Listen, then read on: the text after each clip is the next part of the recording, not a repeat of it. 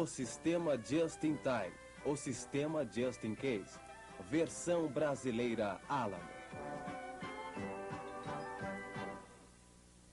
Tal como nós, o artesão pré-industrial se orgulhava de fabricar um produto de qualidade. Mas, ao contrário de nós, ele trabalhava sozinho, partindo da matéria-prima até chegar ao produto acabado. Como raramente ele tinha capital de giro para fazer estoques, habituou-se a fabricar seu produto bem a tempo para a entrega, o sistema Just in Time. A Revolução Industrial mudou tudo isso. As fábricas cresceram e os estoques nas diversas etapas de produção também aumentaram. Ao se tornarem comuns as interrupções na produção, os fabricantes sentiram-se obrigados a formar estoques de componentes e bens acabados. Esse costume pode ter surgido de uma necessidade, mas por fim tornou-se hábito. Confiando na prosperidade, as empresas passaram a depender mais da quantidade do que da eficiência, o sistema Just in Case. O acúmulo de grandes estoques tornou-se normal. Para os japoneses, a situação depois da guerra foi diferente. Toda a base industrial do país tinha de ser reconstruída. Entretanto, eles enfrentavam uma escassez crônica de materiais e capital. Essas condições tornavam difícil, se não impossível, o sistema Just in Case. Ao invés disso, criaram uma versão moderna do sistema, Just in Time, o mesmo utilizado no passado pelos artesãos do Ocidente. Os japoneses não só refinaram, como redefiniram as técnicas do sistema e assombraram o mundo com sua produtividade. E agora, os métodos Just in Time retornaram ao seu lugar de origem, pois empresas ocidentais os estão adotando em diversas indústrias.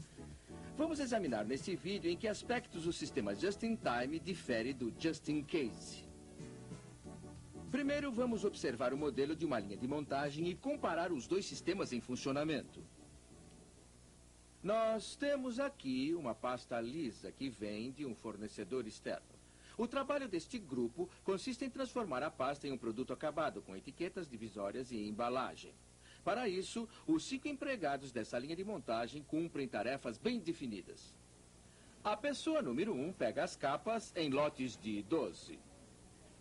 Depois cola uma etiqueta na capa e a passa para a pessoa ao lado. Essa segunda pessoa carimba o título na etiqueta e passa a capa para um colega. O montador número 3 faz os furos com a cor e o tamanho certos e afixa o número correto no fichário. O montador 4 abre a ferragem da pasta e insere as divisórias. A seguir, fecha a unidade.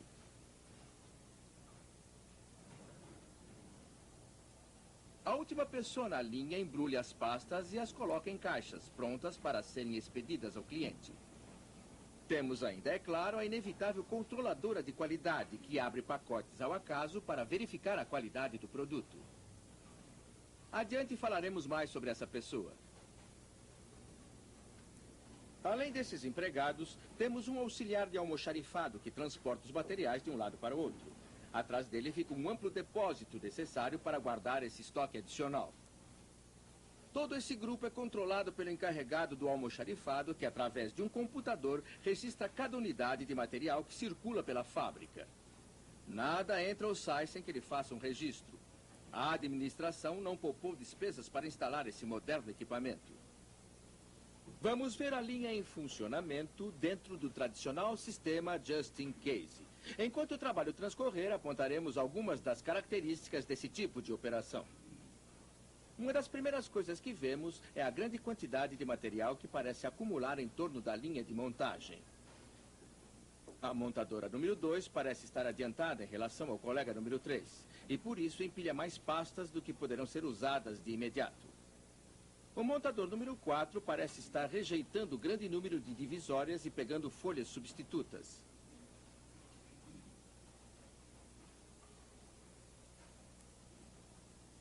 O auxiliar de almoxarifado parece ter de correr para remover componentes em excesso e está trazendo um novo lote de depósito. Todas essas viagens, é claro, têm de ser registradas no computador. Percebemos ainda que nossa controladora de qualidade está lançando um bocado de pastas prontas no recipiente de rejeitos. Agora vamos deter a ação e fazer uma pequena experiência. Para nós termos uma ideia do retardo total em todo o sistema, vamos observar o percurso de uma pasta desde o início até o fim da linha de montagem. Vamos acelerar a fita e disparar um cronômetro enquanto observamos o percurso de uma pasta vermelha na linha.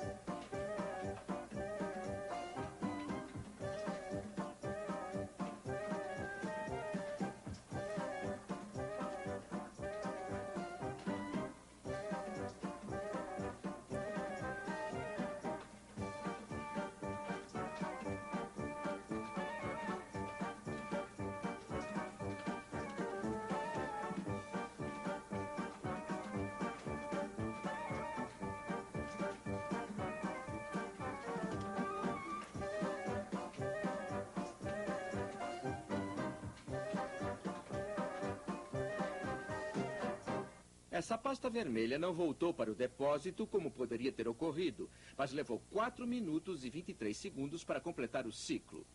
Lembre-se desse tempo quando examinarmos o sistema Just-in-Time mais adiante. Podemos ter uma ideia da produção em curso pelo número de unidades presentes na linha de montagem a qualquer momento dado. Bem, a ação se deteve. Vamos contar o número de unidades na linha. Existem 11 unidades no posto 1. Uma no posto 2. 20 no posto 3. 9 no posto 4.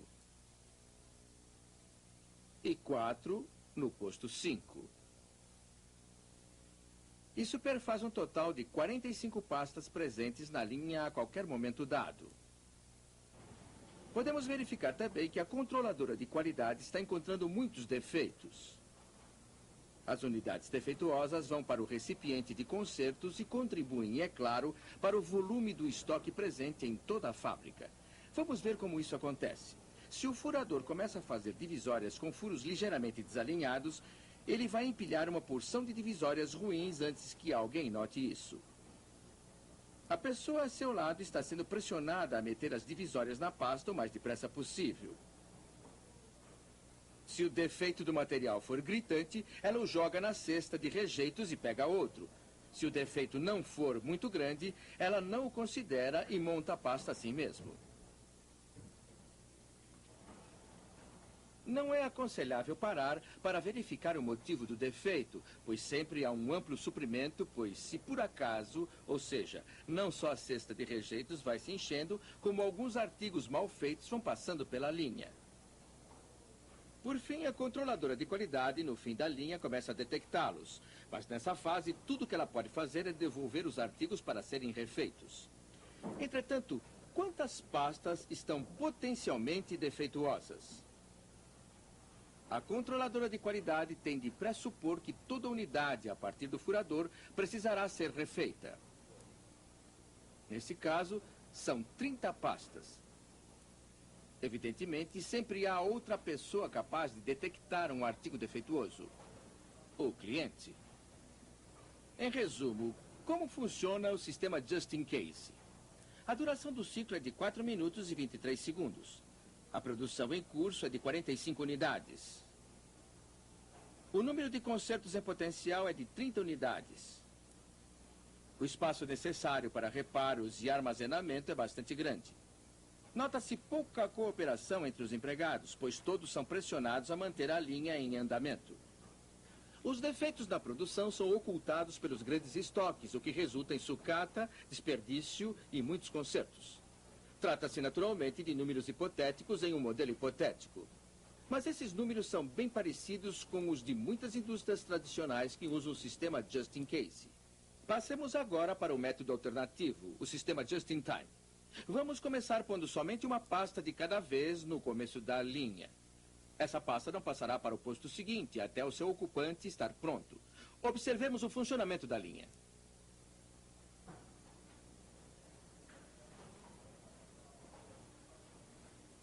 Uma das primeiras coisas que notamos é uma redução do volume de estoque ao longo da linha. Se detivermos a ação, vemos que só há 5 pastas sendo trabalhadas. Vamos verificar a duração de nosso ciclo inserindo uma pasta vermelha e acompanhando seu percurso.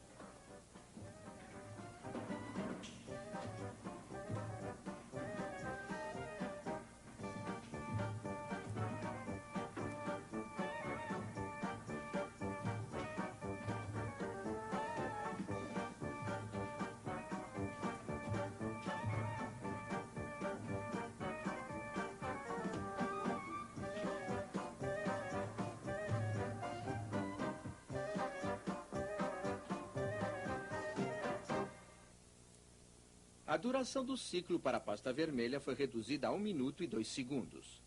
Podemos comparar o resultado com o sistema Just in Time com o do Just in Case.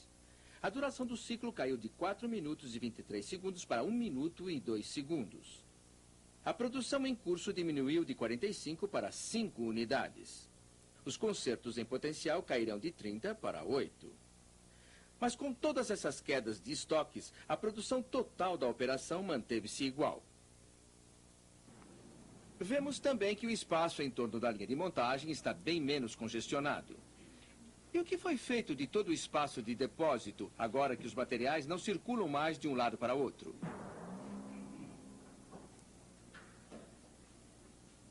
E o nosso amigo do computador, que cuidava de toda a burocracia? Os sistemas Just-in-Time eliminam dispendiosos métodos de manuseio e conferência de materiais. E a controladora de qualidade? Os sistemas Just-in-Time reduzem em muito a necessidade de inspeção final, já que ocorrem menos defeitos na linha de produção. Se os furos das divisórias se desalinham, as pessoas podem detectar o problema e resolvê-lo logo. Então, o que conseguimos ao adotar em nossa linha de montagem de pastas o sistema Just-in-Time ao invés do Just-in-Case? Aceleramos a conversão de matérias-primas em artigos acabados e reduzimos o volume de produção em curso. Com essas duas mudanças, diminuímos os custos de manutenção. Reduzimos grande parte do espaço e dos equipamentos antes usados para armazenamento e manuseio. O sistema Just-in-Time possibilitou resolver os problemas mais depressa, reduzindo o tempo ocioso. E passou a haver menos necessidade de burocracia e programação do fluxo da produção. Ao delegar aos empregados maior responsabilidade pela qualidade, o novo sistema aumentou a produtividade. E ao aumentar a qualidade ao longo de todo o processo, reduziu os custos de controle de qualidade, assim como os rejeitos e consertos. Por fim, pode-se esperar que o sistema aumente as respostas ao mercado e assim as vendas. Essas, portanto, são as vantagens do sistema Just-in-Time, ao menos em teoria. Mas será que ele funciona na prática? Para descobrir isso, fomos à Miller Electric Company, que adotou o sistema Just-in-Time para a fabricação de equipamentos portáteis de solda. Todas as linhas de montagem da Miller, menos uma, foram reorganizadas como células, unidades autossuficientes. E um dos resultados mais notáveis foi uma redução do tempo entre o pedido e a entrega dos equipamentos. Realmente reduzimos esse tempo de mais ou menos 4 semanas, do começo ao fim, até o equipamento pronto. Antes, a passagem por todas as operações levava 4 semanas e agora o ciclo se completa na célula em 13 minutos. As reduções de tempo de produção ocorridas na Miller se repetiram igualmente no estoque de componentes e na produção em curso. Começamos nosso balanço quando começamos a célula. E tínhamos aí mais ou menos 4.800 unidades em processamento espalhadas por toda a fábrica. Carretas e mais carretas. Tínhamos aqui armários cheios de modelos em áreas de montagem. Isso representa um bocado de aço e é claro que havia muita matéria-prima parada por aí. Agora nós processamos entre 250 e 300 unidades e é isso que temos em nosso estoque. Assim, o que acontece é que passa a existir muito mais ordem e mais controle. E os próprios vagonetes de material levam daqui as unidades completadas. Com isso, há uma economia de espaço e de transportes ainda maior. E eu acho que essa foi uma das economias mais importantes que aconteceram. Não só diminuímos nossa despesa com materiais, como ganhamos o espaço de armazenamento que antes era necessário. A economia de espaço resulta não só de menores estoques, como também da própria configuração da operação industrial. No sistema just-in-case tradicional, uma grande quantidade de material se acumulava em torno de cada unidade de equipamento. À medida que grandes estoques circulavam entre um departamento e outro, era necessário mais espaço para o manuseio desses estoques. Numa operação just-in-time típica, o equipamento é reunido de modo a evitar movimentar componentes pela fábrica. A redução dos estoques permite dispor as máquinas mais perto uma das outras, o que reduz ainda mais a necessidade de espaço. Juntar os equipamentos também permite aos empregados se comunicarem entre si, para que eles mesmos controlem melhor a operação. Bem, vocês podem imaginar o que aconteceria se tivéssemos 10 ou 20 dos carrinhos que viram naquela célula. Se eles estivessem dentro da fábrica, iam ocupar uma quantidade enorme de espaço. Agora, movimentamos material somente para a produção de uma semana. Assim, é claro que bastam uns poucos carrinhos. A ausência de estoques extras na fábrica significa que qualquer interrupção na linha tem de ser resolvida depressa. No sistema antigo, se surgia um problema, nem todo mundo se preocupava com ele em todos os níveis de organização como hoje, mas agora, se aparecer um problema com a máquina na linha de montagem, todo mundo se preocupa com ele, desde o montador a um supervisor, alguém da engenharia ou alguém de vendas, todos se preocupam. Gente de todas essas áreas da companhia, de cima a baixo, o problema passa a ser a preocupação de todos. Conversão mais rápida de materiais, menos produção em curso, redução de espaço e manuseio, solução mais rápida de problemas. Eis alguns benefícios obtidos pela Miller. Um aspecto básico da adaptação do Just-in-Time pela Miller é sua utilização do Kanban. Basicamente, o Kanban é apenas um sistema de cartões. Vou tentar descrevê-lo. Quando a pessoa que está utilizando as peças ou componentes começa a trabalhar, nós despachamos essas peças num contentor.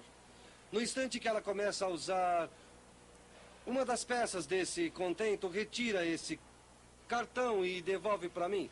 Ao receber esses cartões, começa a trabalhar com eles de cima para baixo, e as marcas amarelas e vermelhas na prateleira me informam que quando eu chego as marcas amarelas são mais ou menos um aviso, e eu tenho que começar a pensar enquanto registro essas coisas em meu programa para que não surjam problemas no que se refere à disponibilidade de peças. Para compreendermos melhor o sistema, vamos observar essa oficina de fresagem que fornece componentes a uma área de furação. Contentores padronizados com pequenas quantidades de componentes circulam de uma área para outra. Quando cada contentor está cheio, leva um Kanban. Quando as peças começam a ser usadas na furação, o Kanban é retirado e devolvido à área de fresagem, ou é preso no contentor cheio seguinte, que é levado para a frente. O Kanban serve para controlar de modo simples a quantidade de peças que circulam no processo. Uma vantagem importante do Kanban é reduzir em muito a programação e a burocracia, eliminando quase inteiramente os sistemas computadorizados de ordens de serviço. Eu vivo à procura de mais aplicações para o Kanban porque é muito mais fácil para o supervisor, para o operador, olhar os seus cartões que lhe permitem perceber, à medida que voltam, a que componentes ele deve dar prioridade. Quando se recebe uma ordem de serviço gerada por computador para todos os componentes que passam pela área, não há informe sobre prioridades, é só dizer disso que precisamos hoje ou esta semana e é tudo isto aqui. Um computador emitia automaticamente uma ordem de serviço. O planejamento despachava esse trabalho para a oficina. Muitas vezes, ou na maioria dos casos, havia mais do que apenas uma ordem de serviço. Em consequência, nós tínhamos 2 ou 3 ordens de serviço no mesmo dia. Não havia jeito de podermos completar esses componentes num período de 3 semanas, por isso estávamos atrasados em relação às ordens de serviço ou mesmo ao prazo final. Com o sistema de Kanban, ele vê os cartões voltando, sabe exatamente como, em qual linha cada peça está sendo usada, e isso lhe dá uma ideia do que e de quando ele vai ter de fazer isso ou aquilo. É um alívio com relação à angústia da manhã de segunda-feira, quando chegava a lista de computador com as requisições. Simplesmente não há termo de comparação. O sistema de Kanban é muito mais simples do que o da lista de computador. O sistema de Kanban não serve para tudo. Funciona bem com peças repetitivas. Mas alguns componentes maiores ainda têm de ser programados por computador. E a mistura dos dois sistemas é o ideal. Na produção diária, o Kanban elimina a necessidade de grandes estoques de peças e materiais, desde que essas coisas possam ser entregues regularmente e a tempo. Um aspecto importante da adaptação que a Miller fez do sistema Just-in-Time é a autorização de fornecedores exclusivos para muitos itens que antes vinham de várias fontes. Procuramos fornecedores exclusivos para muitos itens, ao passo que antes podíamos ter 3, 4 fornecedores para um só item. Um desses itens em particular são parafusos. Bem, temos um contrato com um fornecedor de parafusos. Eles chegam aqui e enchem nossos depósitos. Cabe a eles manter os depósitos cheios e tudo o que fazemos é receber a fatura. Além disso, nossos fornecedores são responsáveis pela qualidade também e eles entendem que estamos encomendando o volume que precisamos e esperamos que seja bom.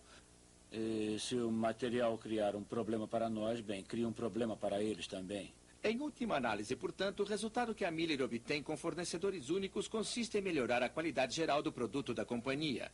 Com o mesmo resultado, vem outra vantagem do sistema Just-in-Time. Ele atribui a cada empregado mais responsabilidade pela qualidade.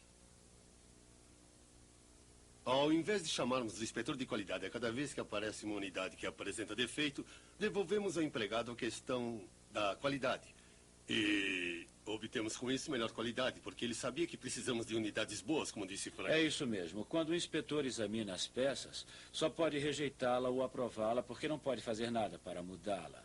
Mas se a responsabilidade pela qualidade cabe ao operador, e se ele examina as unidades que passam por suas mãos, pode fazer os ajustes necessários para evitar uma rejeição. E se for responsabilidade dele monitorar a qualidade, tem-se muito menor qualidade e muito menos rejeitos. Quanto aos custos de consertos, nossa redução, por exemplo, quando se trabalha com lotes menores, a gente recebia gabinetes, vários gabinetes para o mesmo modelo. Hoje, só recebemos o necessário para uma semana. Assim, se acontece alguma coisa, o material em processamento é pequeno. E não é só isso. Com o conceito de vendas, a mesma pessoa faz mais do que uma única operação. Por isso, ele inspeciona a peça que passa pela linha, de uma pessoa para outra. E pode-se pegar os erros muito mais depressa, porque a operação é feita toda de uma vez, ao invés de se continuar o trabalho e descobrir a falha no fim da linha. Ei, esperem um pouco, está tudo errado. E assim, pega-se o erro na hora, porque você está completando a unidade. O controle de qualidade é apenas uma das novas responsabilidades atribuídas aos empregados no sistema Just-in-Time. O senso de responsabilidade aumenta de alto a baixo, o que resulta em mais variedade no trabalho e mais produtividade. Eles adquiriram muitas outras qualificações e ficou mais agradável poder andar pela célula e, com certeza, fazer 3 ou 4 tipos de operações diferentes. O trabalho ficou bem mais interessante para o empregado. Na verdade, eu não estou trabalhando mais do que trabalhava antes. Acho que fico só um pouco mais ocupado. O dia passa mais depressa para mim.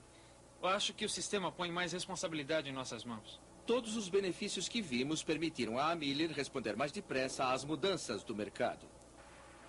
A produção em nível diário lhe dá uma flexibilidade que não tínhamos antes. Porque no passado, com certeza, continuaríamos a produzir um modelo durante 4 ou 5 semanas antes de alterá-lo. E se alguém quisesse um item opcional ou algum acessório, teria de esperar. Ou então seria preciso a gente pegar uma unidade no estoque e modificá-la. Enquanto hoje sabemos que podemos fazer isso a cada dia, ou seja, temos mais flexibilidade sem reduzir o nosso estoque. Uma das maneiras pelas quais a Miller conseguiu trabalhar com lotes menores a cada dia foi reduzindo o tempo de preparação dos equipamentos. Vejamos como se passa isso. Se é preciso 1 hora para preparar uma máquina a fim de que ela funcione durante 9 horas, o preparo representa apenas 10% dos custos de mão de obra e equipamento. É claro que com certeza será criado muito excesso de estoque. Se desejássemos uma produção menor, digamos, equivalente a 1 hora de operação, aí o preparo tomaria 50% do custo. Para evitar isso, os tempos de preparo têm de ser reduzidos em muito. Isso não acontece da noite para o dia, mas as companhias que lutam pelo sucesso do sistema Just-in-Time têm de trabalhar continuamente nesse sentido. Basicamente, nas outras prensas, esses preparos estavam exigindo da gente mais ou menos 1 hora. Hoje o preparo básico leva de 3 a 5 minutos. Com toda certeza, havia entre 10 e 15 preparos por semana. Talvez chegasse a 5 por dia, dependendo das encomendas. Cada preparo leva hoje de 3 a 5 minutos. O preparo mais demorado pode levar uns 10 minutos, o que inclui instalar uma peça e para alimentação automática e tudo mais. Acho que tivemos de dizer aos nossos gerentes divisionais umas 4 ou 5 vezes que estávamos mesmo utilizando todas as máquinas diariamente. E eles não queriam acreditar. No começo ficaram muito nervosos. Não queriam que o estoque baixasse. Queriam 10, 12 semanas de tudo. Sabe como é? Quando viram o estoque cair para 2, 3 semanas, ficaram nervosos. Depois descobriram que isso era mesmo melhor para eles. Quer dizer, perceberam que a gente estava fazendo realmente uma coisa boa para eles. Eu estive num dos depósitos em Dallas e o encarregado de lá estava preocupado porque não tínhamos máquinas. Ele me disse, não tem nenhuma máquina e tem que fazer entregas hoje. Eu respondi, quando é que chega o próximo caminhão? Ele disse, hoje, não sei a que horas. Aí ele se virou e o caminhão estava lá descarregando. Tentamos produzir em nosso ritmo de consumo, mas nem sempre isso funciona no mundo real. Ou seja, sempre haverá algumas coisas que a gente tem de ter numa quantidade um pouco maior do que é necessária. Mas, basicamente, o sistema reduziu em muito nosso estoque de produtos acabados, a produção em curso e as matérias-primas. Esses, portanto, são os benefícios do sistema Just-in-Time. Não apenas em teoria, mas na prática, em companhias como a Miller Electric. Juntos, os 9 ajudam a melhorar a eficiência, a qualidade, a produtividade e as vendas. Mas há outro benefício importante, a melhoria de atitude. Trata-se de um maior senso de objetivo, de participação, de orgulho por fabricar um produto de qualidade. Bem, no começo eu fiquei com medo de entrar numa dessas, mas agora o meu trabalho ficou 5 vezes mais fácil. A produção está... Bem, não se pode nem comparar com a situação de antes. E trabalhar ficou mais agradável.